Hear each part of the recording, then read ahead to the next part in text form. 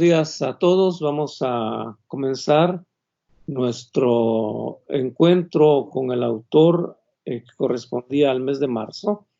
Y tenemos como invitada este día a Nuria Barrios, escritora española, y gracias también a la contribución del Instituto Cervantes, que siempre nos ayuda, siempre colabora con nosotros y es fundamental.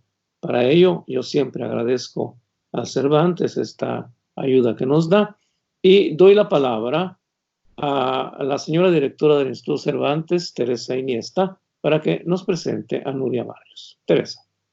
Pues muchísimas gracias, profesor Liano, por una vez más seguir contando con nosotros para el Instituto Cervantes. Es un placer, como siempre, poder ayudaros a traer a autores tanto españoles como latinoamericanos y daros a conocer sobre todo entre los alumnos de la Universidad Católica. Como hablábamos justo antes, la verdad es una pena, Nuria, que no puedas conocer. Esperamos que en el futuro puedas estar con nosotros y ver la magnífica universidad y la gran cantidad de alumnos que suelen frecuentar las charlas que organiza el profesor Liano y la gran calidad de los alumnos que hacen unas preguntas siempre excelentes, con lo cual les vamos a echar de menos a los alumnos en esta charla de hoy, pero esperamos que a través de los comentarios estén también de alguna manera presentes. Bueno, en este caso estamos ahora tenemos la suerte de tener a Nuria Barrios, que es una escritora madrileña, una de las escritoras más interesantes del panorama actual. Nuria, muchísimas gracias por acceder a esta pequeñita charla con Dante y conmigo aquí. Nuria, bueno, es escritora, es cuentista, es poetisa, es crítica literaria, con lo cual tiene un perfil muy completo que esperemos que nos dé tiempo a cubrir un poco a lo largo de esta escasa media hora que vamos a tener con ella. Nuria pues, ha escrito muchísimas novelas, Amores patológicos, si no me confundo, fue la primera de ellas. Y bueno, tiene también poemarios como Nostalgia del Odiseo, tiene también la novela Alfabeto de los pájaros, La luz de la dinamo, y bueno, la última, Todo arde, de la que espero que podamos también centrarnos un poquito. No quiero quitarle más tiempo para que vosotros conozcáis a Nuria, ya que la tenemos aquí, que sea ella misma la que nos acerque un poquito a su obra. Muchas gracias de nuevo, profesor Dante, por dejarme estar aquí en esta charla y gracias a todos. Muchas gracias. Muy buenos días, Nuria. Hola, muy buenos días y muchas gracias al profesor Liano y a la directora Iniesta. Pues bienvenida virtualmente a Milán y como decía la directora del Cervantes, es una lástima que no veas la gran cantidad de estudiantes que seguramente van a asistir a esta grabación. Voy a hacerte mi primera pregunta. Hay una novela de Eduardo Halfon que se llama El ángel literario. En esa novela, Eduardo Halfon, quizá regresando un poco al romanticismo, plantea el hecho de que un escritor descubre su vocación en el momento en el cual lo visita un ángel, que él llama el ángel literario. Y ese es el título de la novela, El ángel literario. Ahora, yo le quisiera robar el método a Eduardo Halfon y preguntarte, ¿cuándo fue que te visitó a ti el ángel literario? Pues a mí me visitó el ángel literario el día que parí a mi hijo. El parto fue, yo hasta ese momento era, bueno, yo me había doctorado en filosofía, era una lectora voraz desde la infancia, pero con la escritura mantenía una distancia muy respetuosa. Con la escritura, con la ficción. Había escrito mi tesis, había escrito artículos, todo en el mundo académico, pero tenía mucho respeto a la ficción. Y curiosamente fue después del parto, creo que aquel parto, lo que supone ese momento, ese momento único de rotura del cuerpo, de dolor, y al mismo tiempo esa especie, lo que tiene el parto, que es al mismo tiempo es una forma de muerte y de vida. Como en cierta forma algo muere lo viejo y nace lo nuevo. Y aquello fue como liberar una presa. Todo lo que a mí me había retenido, mi miedo, mi inseguridad, también el temor a separarme de un camino que parecía ya trazado y emprender lo desconocido, el miedo también a mí misma, a lo que había en mí, todo aquello se agrietó. Aquel momento físico lo rompió. También es cierto porque nunca existe un momento exclusivamente físico. Lo físico y lo emocional y lo intelectual están íntimamente unidos, y aquello rompió todo. Y el miedo se quebró. Y justamente después del nacimiento de mi hijo empecé a escribir. Y así que creo que ese fue el momento de la anunciación, diríamos, con el símil del ángel.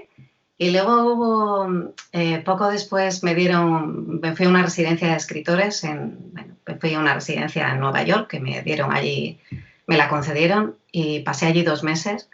Y esos 2 meses que pasé simplemente escribiendo, para mí fueron la confirmación de que mi estado natural de tranquilidad, de felicidad, de sentido, era la escritura. Así que esa fue mi enunciación. Gracias, Nuria. Mira, yo me voy a concentrar un poco en 8 centímetros y en todo arde. Muy Aunque bien. tu producción es mucho mayor. Chabolas, gitanos, mundo al margen de la sociedad. Estas palabras me hicieron recordar casi inmediatamente una gran novela española que se llama Tiempos de Silencio, una novela clásica de la modernidad española, de Luis Martín Santos. ¿Tú adviertes una cierta influencia de ese gran escritor en tu narrativa? No de forma consciente. Yo efectivamente leí Tiempo de Silencio. Tengo un respeto enorme a Luis Martín Santos, pero no era una lectura que yo tuviera presente cuando he escrito. Pero también es cierto que uno nunca sabe de qué forma nos influyen todas las lecturas que hemos realizado a lo largo de nuestra vida. Claro.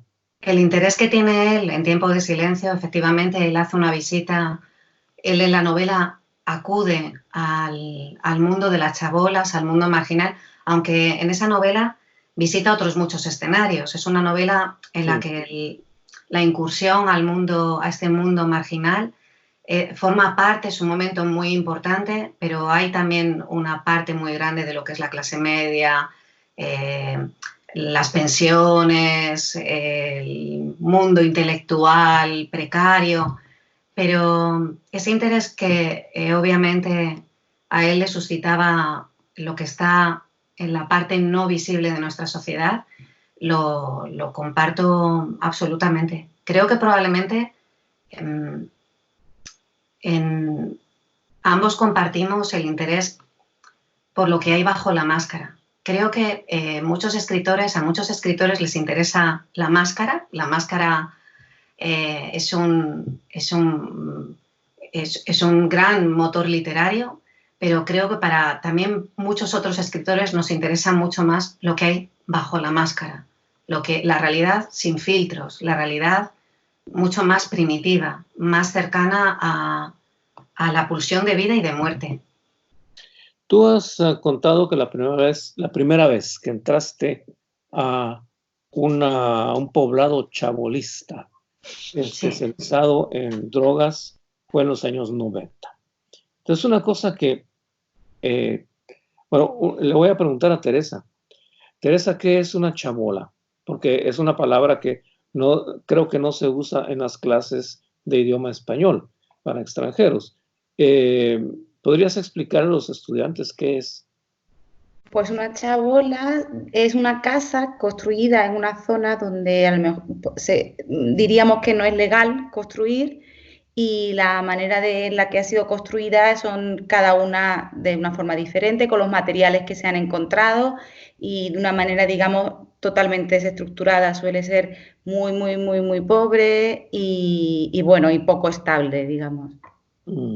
A lo mejor entienden lo que nosotros entendemos por un poblado chabolista, a lo mejor en Latinoamérica se entiende mejor como unas favelas, o sería algo parecido así, digamos una zona donde las casas se han construido al margen de la ley y sin, digamos, los criterios urbanísticos que rigen, digamos, en el resto de la ciudad.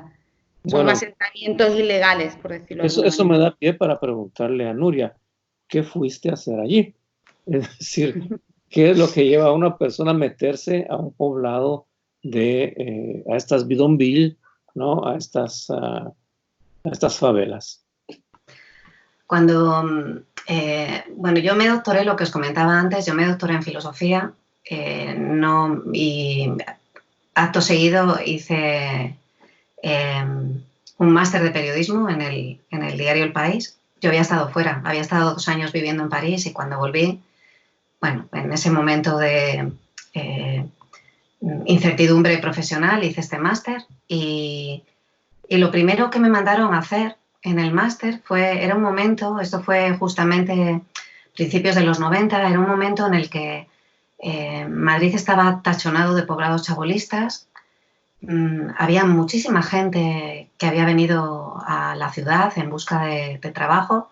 Creo que era una realidad muy común en las grandes ciudades españolas, el hecho de que en torno a la ciudad se crearan estos núcleos de infraviviendas donde se establecía la gente, no tenían otro modo de vivir. Y en aquel momento hubo un pico de droga muy fuerte, fue un momento donde la heroína circulaba por las calles de la ciudad, hubo muchas protestas y yo acababa de aterrizar en el periódico, estaba en El País, y como estaba recién llegada me mandaron a cubrir todo esto que se consideraba de segunda, eran sucesos locales, las protestas de los conductores de autobús, las protestas de los barrios, eran barrios. Ya sé que en las ciudades ocurre de una forma distinta, en el caso de Madrid, el sur de Madrid era la zona más castigada por la pobreza. Entonces, todos los barrios que estaban en el sur, cercanos a estos poblados chabolistas, tenían muchas quejas por robos, asaltos. Y de repente yo pasé de lo que había sido mi vida en los últimos 4 o 5 años, que había sido para redactar mi tesis de encierro académico, pasé de repente a encontrarme en la calle, haciendo calle y viendo lo que nunca había visto. En aquel momento esos poblados no estaban realmente centrados en la venta de droga. Había venta de droga, pero eran poblados donde había muchas actividades. Había venta de sanitarios, allí vivían gente que vendía chatarra, vendía fruta ambulante, ropa, es decir, era una mezcla de todo. Y lo que me fascinó cuando entré en ellos, me fascinó su vitalidad. De repente descubrí lo que era un mundo dentro del mundo. Microcosmos perfectamente organizados, con unas reglas propias, con un lenguaje propio, con unas estrategias de supervivencia fortísimas y muy ingeniosas además. Y me resultó fascinante porque era un poco la representación de la lucha de David contra Goliat. Eran como pequeños David que sobrevivían gracias a y contra el gigante que era nuestra sociedad, la sociedad establecida que era Goliat. Y ese fue mi primer contacto con esos poblados, muchos de los cuales estaban habitados por gitanos. Los gitanos eran otra realidad para mí completamente desconocida. Yo solamente tenía una percepción de los gitanos de verlos, estoy hablando de los años 80, 90, cuando paseaban por las calles con una escalera y un mono y una trompeta tocando para que la gente les echara monedas. Cuando verlos en la puerta de las iglesias pidiendo. Es una visión absolutamente casi, bueno, primero muy ignorante, muy escasa y casi folclórica. Y de repente descubrí su mundo, su realidad, su vida y su lenguaje, lo que decía antes. Bueno, yo soy escritora, a mí el lenguaje me fascina. Y descubrir ese lenguaje, un lenguaje con una viveza, con un sentido del humor, con un ingenio impresionante, yo me quedé, a mí me quedé atrapada. Y yo supe que aquello era un escenario potentísimo que en algún momento utilizaría. No sabía cuándo, no sabía cómo, pero yo llené muchos cuadernos de anotaciones, de diálogos, de situaciones. Y muchos años después encontré la historia, encontré las historias, encontré el sentido y todo eso salió. Mira, y tú tienes, digamos, está 8 centímetros y luego todo arde. Y a veces da la impresión de que hay naturalmente una intertextualidad entre uno y otro. Ahora, ¿podríamos decir que 8 centímetros es una preparación para la novela Todo arde? Podríamos decir, bueno, hay una intertextualidad clarísima. Yo prefiero pensar que 8 centímetros es el inicio de un camino. Es el inicio de un camino que prosigo con un libro de poesía, Con la luz de la dinamo, y que me conduce a Todo arde. Y de repente que se cierra, el camino se cierra con Todo arde. Y en realidad los 3 libros que tienen una estructura independiente, es como si los 3 libros fueran los espejos de una bola de discoteca, de esas bolas antiguas, donde se refleja una misma realidad, pero de una forma, cada espejo la refleja de una forma completamente distinta. Y entre ambas, entre las 3 se enriquecen, pero las 3 pueden funcionar distintas, de forma separada. Ahora una pregunta que es casi muy banal, pero me interesa hacértela. Y es que uno de los textos está estructurado como un cuento y otro cuento, y al final se da cuenta de que en realidad los cuentos tienen una línea, ¿no?, central que forman una novela en forma de cuentos, ¿no? Mientras que Todo arde ya es más novela. Entonces, te hago una pregunta tópica. ¿Qué prefieres, el género cuento o el género novela? Pues no sé qué prefiero, Dante. Son muy distintos. El cuento, aunque el cuento es un género muy difícil porque requiere una intensidad que es muy difícil de lograr. El cuento es un fogonazo y conseguir ese fogonazo que además quede en la retina del lector es muy complicado, pero el cuento tiene la gratificación de que una vez conseguido se cierra.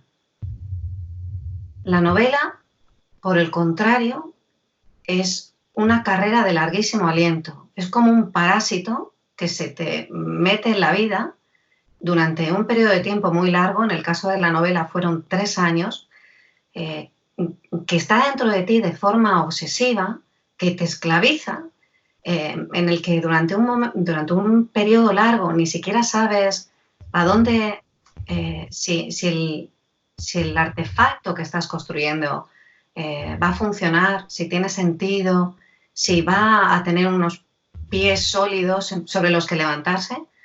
Pero también es cierto que una vez acabado es fascinante, porque si el cuento es un fogonazo, la novela construye, es un juguete de cuerda, funciona, te permite ver al mundo que has creado, te permite ver a los personajes, la vida de los personajes, te permite verlos andando, respirando, te permite ver una trayectoria mucho más amplia que la del cuento. Entonces la novela tiene, siendo un género que creo que es mucho más ingrato, creo sin embargo que tiene un factor adictivo mucho mayor que el relato.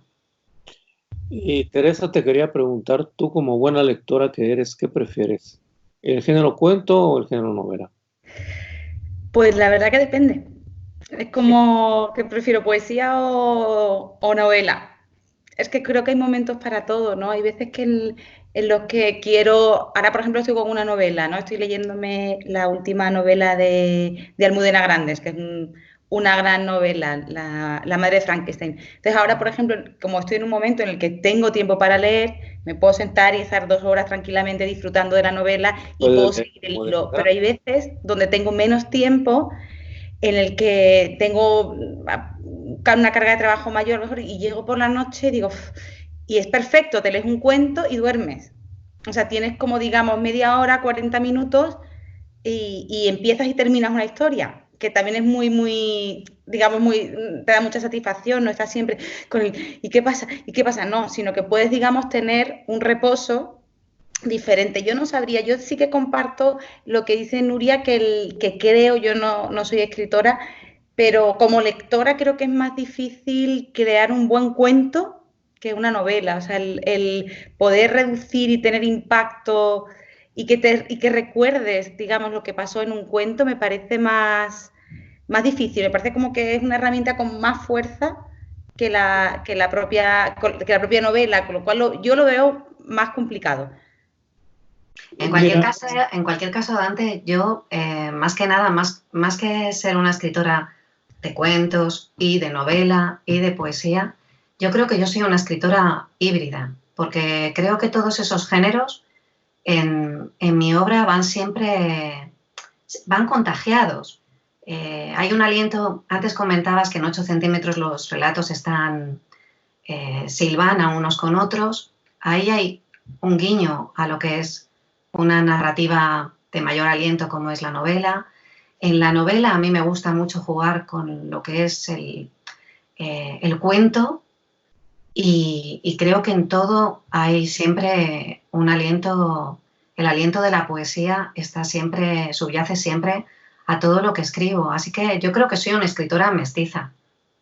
bueno, mira, yo creo que en realidad mi pregunta es un poco anacrónica y anticuada, porque ya vivimos en una época en la cual los géneros se entremezclan y un escritor es un escritor, ¿cómo decir?, con un horizonte completo. Es más, muchos jóvenes escritores pasan de la narrativa, digamos, tradicional escrita, pasan a la escritura de series de televisión, por ejemplo.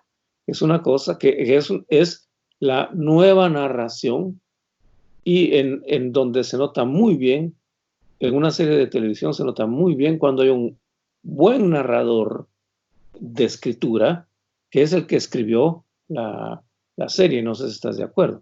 Sí, totalmente. Es verdad que vivimos un tiempo en el que afortunadamente la taxonomía ha quedado mucho más restringida a lo que son las ciencias, los diccionarios, pero las taxonomías son ya muy complicadas dentro del mundo de la creación. Gracias a Dios creo que hay un contagio del mundo visual en el mundo narrativo, del mundo narrativo en el mundo visual, del mundo musical en lo visual y en lo narrativo.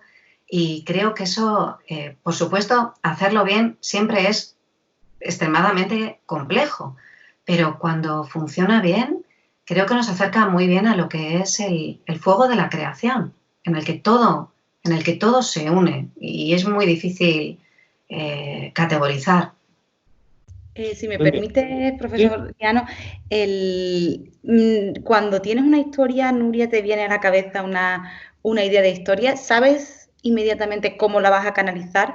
O sea, si, en qué género te aparece como poesía, te aparece como cuento, o no, o tienes que haber, o partes de una reflexión a posteriori y decir, ¿esto en qué lo convierto?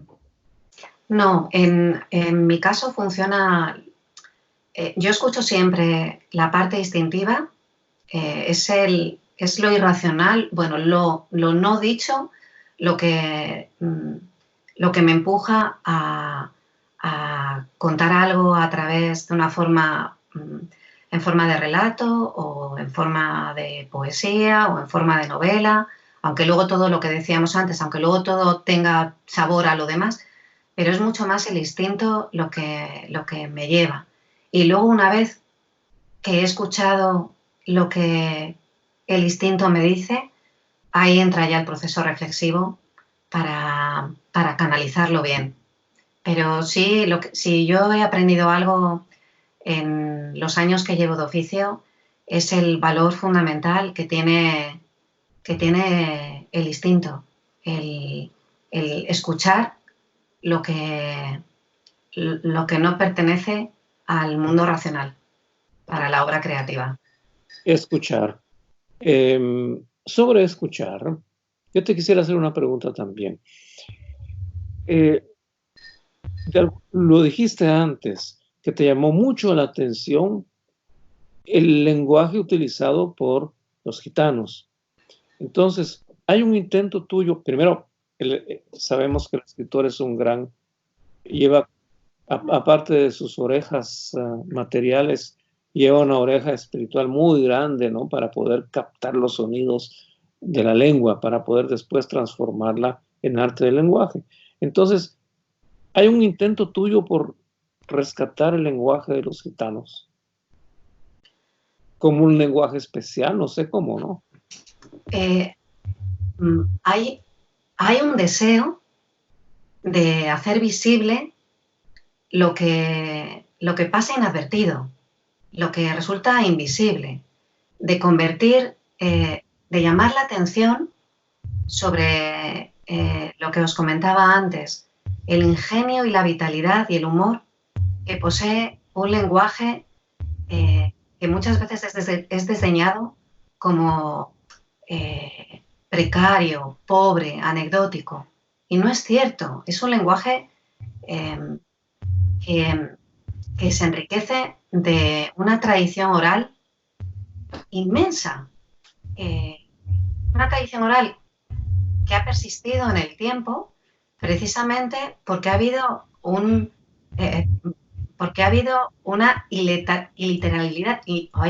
iliteralidad. El hecho de que la alfabetización de una capa muy grande de la población gitana haya sido muy tardía, esa alfabetización haya sido muy tardía, ha hecho que la tradición oral haya tenido un valor esencial.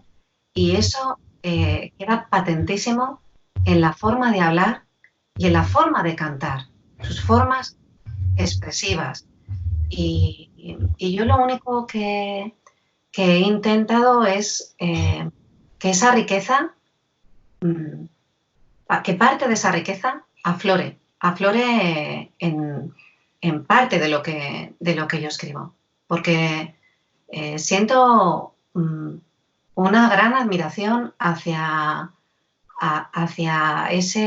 esa riqueza oral que muchas veces, yo creo que eso pasa menos en Latinoamérica que en España, pero el lenguaje en España es un lenguaje, el lenguaje coloquial es un lenguaje muy empobrecido. Yo lo noto muchas veces simplemente en cómo habla la gente en las ciudades, cómo hablamos en la calle aquí en España, a cuando viajas a Latinoamérica y oyes cómo habla la gente en la calle con un lenguaje mucho más rico, mucho más cuidado, mucho más preciso, mucho más exacto.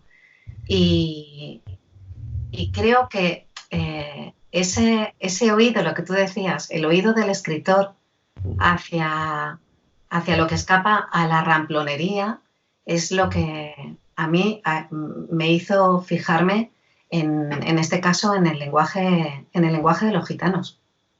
Yo le quería preguntar a Teresa, a propósito de gitanos, si ella percibe que los gitanos de Sevilla son diferentes a los gitanos de Madrid.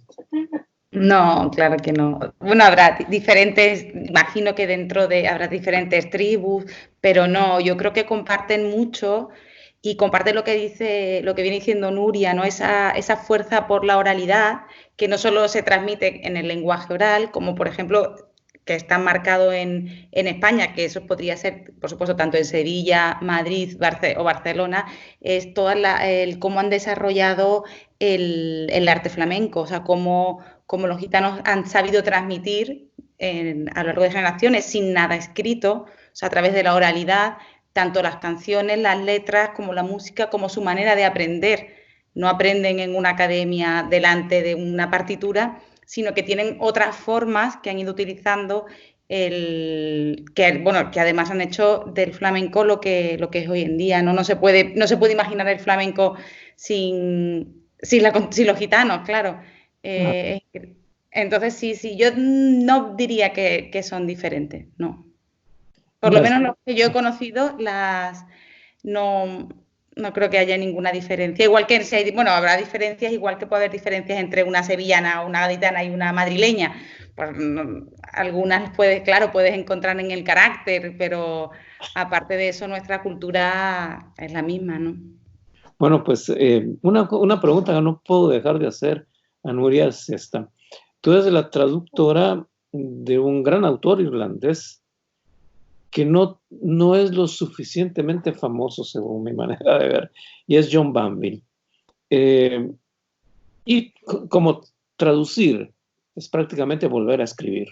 Sí. Te quería preguntar si tú sientes afinidades con tu autor, Banville.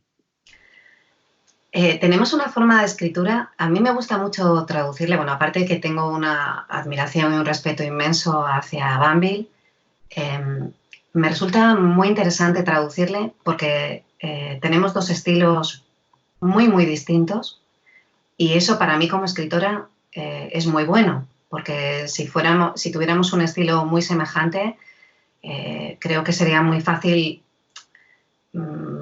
caer bajo su sombra, caer bajo su influjo. El hecho de que nuestra forma de expresión sea distinta me permite contemplarlo con mucho interés y también aprender, porque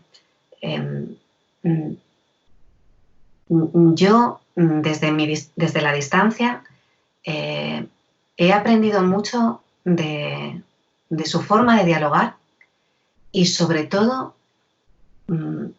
noto clarísimamente que es gracias a él que yo he introducido el paisaje como un elemento clave en la narración.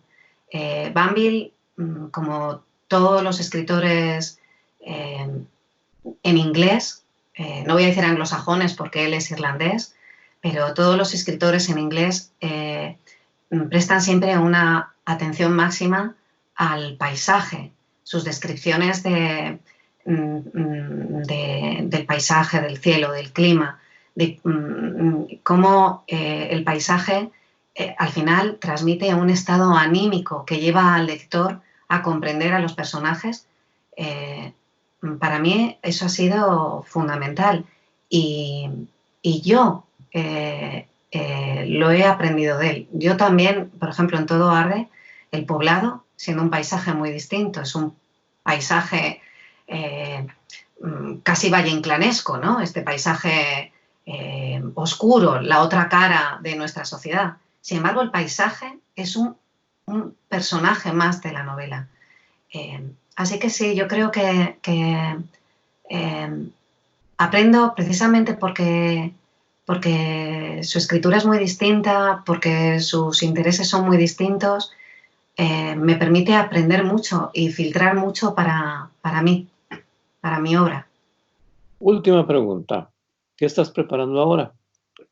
¿Qué nos vas a dar en tu próxima salida? Pues antes de que el virus cambiara nuestra vida y volviera al mundo al revés, tenía muy claro sobre qué iba a escribir. Me alejaba, iba a cambiar, me alejaba de este mundo que me ha tenido, donde he estado viviendo en estos 3 últimos libros, en 8 centímetros, La luz del Aldiramo y Todo arde. Me alejaba, me iba a ir a un monte, a un pinar, a un refugio de animales, a a una protectora de animales, cambiaba completamente. Y de repente llegó el COVID-19 y ahora mismo estoy en estado de shock.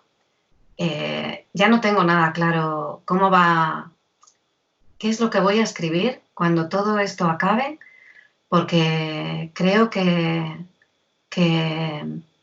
esto va a afectar mis planes. No quiero decir que vaya a escribir sobre el confinamiento, no, pero creo que esta situación va a marcar un antes y un después en nuestras vidas y también va a marcar un antes y un después en la temática de nuestros libros y de alguna forma lo va a impregnar nuestras escrituras. Lo que no sé es cómo será, pero ya no me atrevo a decir qué es lo que voy a hacer a continuación. Creo que tengo que reposar un poco este cataclismo, que el suelo deje de temblar bajo nuestros pies y para poder empezar a caminar de nuevo. Teresa, ¿tienes alguna cuestión que plantear? Yo creo que no, que creo que con lo que ha dicho Nuria me parece un final muy bonito. Por mi parte no querría añadir nada más. Pues bueno, muchísimas gracias, Nuria, por habernos abierto las puertas de tu casa. Hemos visto tu hermosa librería. Muchas gracias a vosotros. Muchísimas. Ahora lo que te estás perdiendo es el gran aplauso que te habrían hecho los estudiantes. Pero bueno, y también muchas gracias a Teresa Iniesta, directora de Estudios Cervantes, porque siempre la colaboración con la Universidad Católica ha dado magníficos frutos y aún en esta forma telemática los seguirá dando. Muchísimas gracias a ambas. Muchas gracias, Teresa. Yo también agradezco mucho al Instituto Cervantes que me haya acogido. Para mí la pantalla en estos tiempos es como la hoguera donde se juntaban antiguamente la gente para charlar y contar historias. Ahora es la pantalla nuestro fuego. Yo me alegro mucho que me hayáis invitado a vuestro fuego milanés y hoy me siento que estoy un poquito en Milán. Así que gracias a Teresa, al Instituto Cervantes y gracias a Dante, al profesor Liano y a la Universidad Católica por invitarme a vuestro fuego. Muchas gracias a todos y muy buenos días.